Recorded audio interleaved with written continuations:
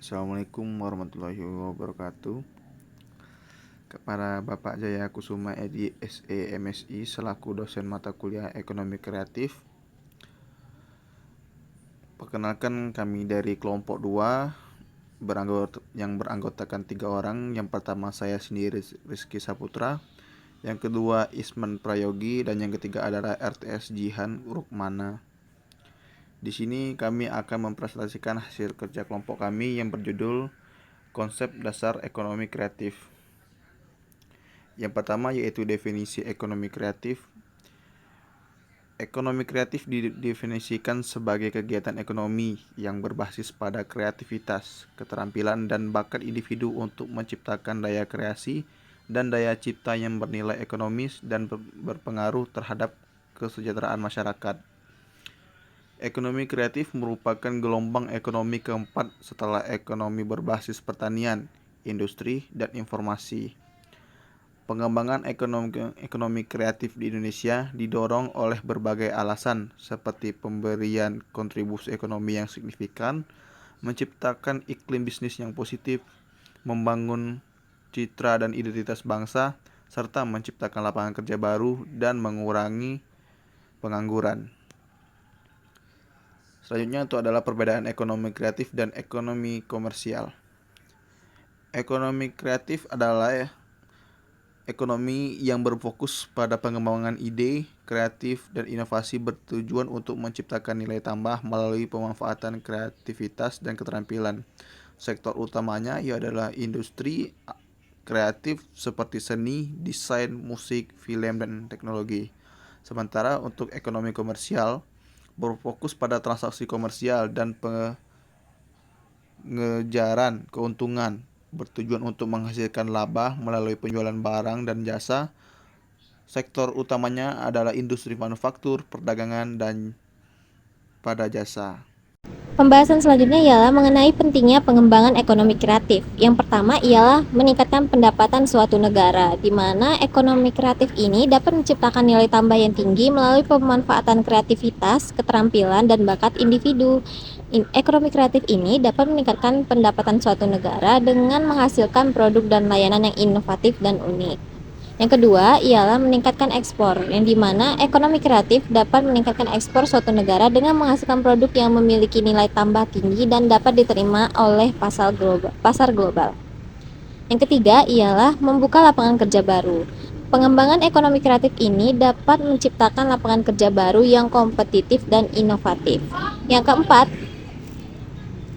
keempat ialah memanfaatkan sumber daya. Ekonomi kreatif ini dapat memanfaatkan sumber daya yang ada secara optimal, baik sumber daya alam maupun sumber daya manusia.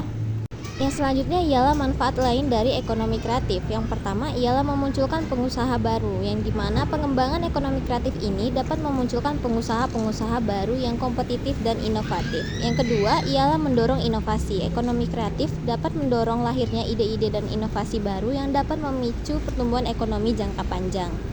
Yang ketiga ialah memperkuat branding produk lokal.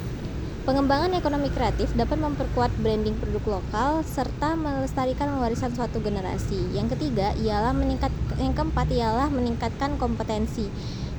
Ekonomi kreatif dapat meningkatkan kompetensi masyarakat dengan pengembangan kemampuan kreativitas dan inovasi. Yang kelima ialah meningkatkan kualitas hidup. Pengembangan ekonomi kreatif dapat meningkatkan kualitas hidup masyarakat dengan menghasilkan produk-produk dan layanan yang inovatif dan baik. Yang keenam ialah mendukung pembangunan berkelanjutan, yang dimana ekonomi kreatif ini berbasis sumber daya tak berwujud seperti pengetahuan dan kreativitas yang dapat mendukung pembangunan ekonomi yang lebih berkelanjutan. Yang selanjutnya ialah ekonomi kreatif berbasis kearifan lokal. Yang pertama ialah memanfaatkan kearifan lokal. Ekonomi kreatif dapat memanfaatkan kearifan lokal dan budaya lokal untuk menciptakan nilai ekonomi dengan menggunakan ide-ide dan inovasi yang ada.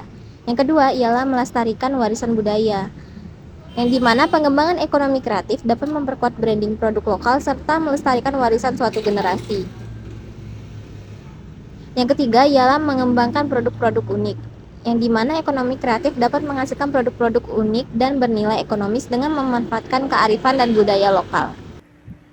Baiklah, selanjutnya adalah peran pemerintah dalam pengembangan ekonomi kreatif. Yang pertama adalah kebijakan. Pemerintah perlu membuat kebijakan yang mendukung pengembangan ekonomi kreatif seperti insentif, regulasi, dan program pembinaan.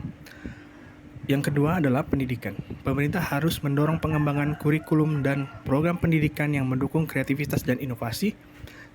Yang ketiga adalah infrastruktur.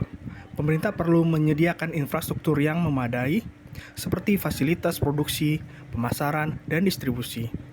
Keempat adalah pendanaan. Pemerintah harus menyediakan akses pendanaan yang mudah bagi pelaku ekonomi kreatif seperti kredit, lunak, dan model ventura. Selanjutnya adalah tantangan pengembangan ekonomi kreatif. Yang pertama adalah monetisasi ide. Tantangan dalam ekonomi kreatif adalah bagaimana mengubah ide dan kreativitas menjadi nilai ekonomi yang nyata. Yang kedua, mempertahankan keunikan. Pelaku ekonomi kreatif harus berinovasi dan menjaga keunikan produknya agar tetap berdaya saing. Yang ketiga adalah adaptasi pasar. Ekonomi kreatif harus mampu beradaptasi dengan perubahan selera dan tren pasar yang dinamis. Masa depan ekonomi kreatif di Indonesia.